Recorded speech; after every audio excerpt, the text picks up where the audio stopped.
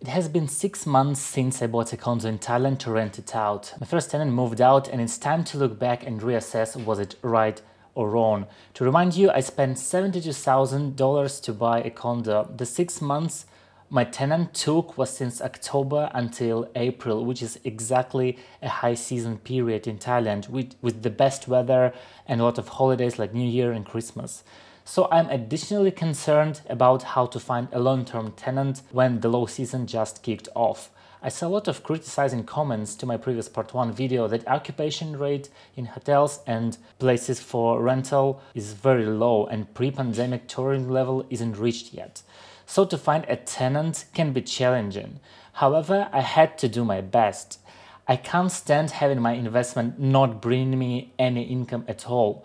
So I created offer on Facebook markets and started to get a lot of calls from agencies. In Thailand, property owner pays to the agency 1 month fee for the 1-year contract. Agency arranges for you. I remember at first I was planning to do it myself and not to give away 1 month's fee, but this time I was scared I won't be able to find a tenant at all and condo will stay empty for several months. So I accepted all agencies that were contacting me. The fun thing is that after a couple of weeks I opened Facebook Markets rental section and any offer I clicked in my building for 16,000 Thai baht, which is my monthly asking price for rent, was my condo. Every agency copied the offer and it resulted into dozens of offers for 1 bedroom for 16,000 baht, but each of them was my condo in fact, and no other with the same price at all. After 2 weeks, agencies showed my condo to at least 15 different candidates, but no one was interested going forward. I was upset. I came to a condo and checked its condition. Even though I arranged deep cleaning from cleaning agency after my previous tenant moved out, the apartment looked not presentable. The worst effect was made by old sofa and beddings. I started to think about changing that one. I bought exactly the same condo in the same building, but on a different floor 6 months ago for myself. I paid more for that one. I'm renting out. The total price comprised 3 million Thai baht. And I bought new sofa, bed, 2 big TVs, PC, washing machine, and changed all the lights. Therefore, spent another 150 to 100,000 baht for that. The apartment looks good to me. So after I came to the one I'm renting out, the contrast was huge. I started to think that this is the reason tenants don't choose my condo. I started to think that indeed, if I need to renew furniture and spend more money on it, it will make all investment yields even worse than 6% I calculated in my part 1 video. I decided to look for a used sofa and beddings, which actually could be bought at a very low price in Thailand. People still came for viewings almost every day, even though the weather in Thailand changed and at first it was extremely hot and then raining days started. The streets in Pattaya became visibly less crowded with tourists. It was start of the low season. And suddenly I got a message from agency that 82 years old American man wants to sign a contract with one condition. His condition was that I have to get rid of half of the furniture as he got his own and to replace a fridge with a bigger one.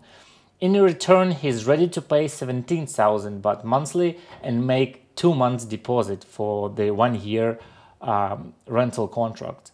I found a used fridge and it was delivered to me on the same day. I paid for that 5,500 Thai baht. Sofa, old fridge and some other stuff my girlfriend's family happily accepted and took that for their house. On 18th of May, I met a tenant and agency to sign a contract. We had a great chat with the tenant. First, he discovered that I'm Ukrainian and we discussed how unfair Russian attack on Ukraine is. I was pleased to hear from him that he fully supports sending weapons to Ukraine instead of sending US people to fight in case of Russia wins this war and attack the NATO country next. I asked about his intentions and plans in Thailand to better understand the profile of my target audience. So my tenant is 82 years old and first time visited Thailand in his 20s. He was deployed in Vietnam as part of US military. He also said that he is homosexual, and Pattaya and Bangkok, which is 1.5 hours drive from here, are the best places to stay for him in the world. Boyz Town, which is a local area for gay community, is his target place to hang out, he said. Thailand indeed is very open-minded in this area. However, I hear less fuss about LGBT and see related ads or anything else related to this topic here than in some Western countries.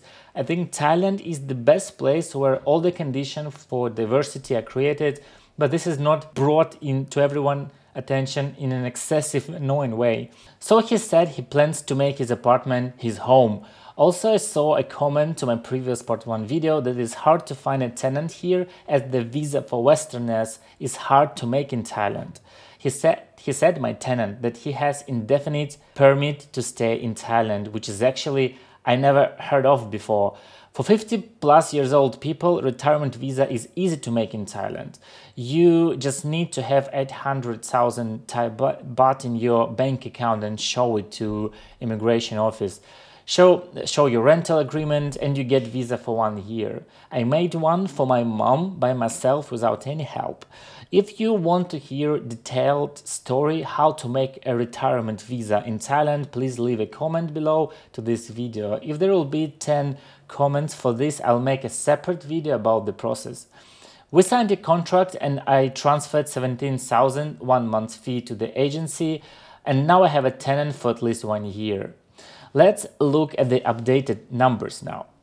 A lot of people are saying that 6% return doesn't worth the effort. 6% indeed sounds not so fancy. However, it's important to understand the general concept of risk and return and how free market works. If there were absolutely no sense to do such an investment and there were somewhere significantly better options without any barriers to enter, it would decrease the demand for such a property and no one would actually buy that property, which will lead to the drop of property price to the level to be equal to the alternative options with the same risk and return. So don't be misled with the opinions that there are plenty of same risk options with 50% of annual return. It is simply impossible in a free market economy. Usually, if you expect a higher income somewhere, you should expect and be ready to a higher risk. My share of property investments is lower than into the index ETF shares or into Bitcoin. This is the way to diversify. The pros of investing into property is that in general, it can be destroyed only due to a tsunami or a war. In the black swan event, when financial markets go significantly down or even financial system collapses due to various reasons, which I obviously assess as unlikely but possible, you will have a home for you, your family, or a home to rent, apartment to rent it out. If the civilization steps back to the era without technology, people will still need to live somewhere and eat at any times. So having property is a tangible asset which will stay with you for a long time. Thanks for watching and please subscribe to my channel. If you want to hear about visa in Thailand, please leave a comment. Also, I'd appreciate if you leave any comment as this helps to push video up in YouTube algorithms. Thank you, bye bye.